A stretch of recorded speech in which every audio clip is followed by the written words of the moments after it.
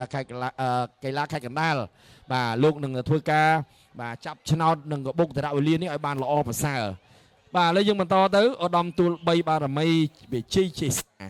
ដែលមកពីបាទរាយប៉ាយកងមាសបាទជាចាញ់ទួល3បាទឧត្តមទួល3បារមីវិជ័យជេសា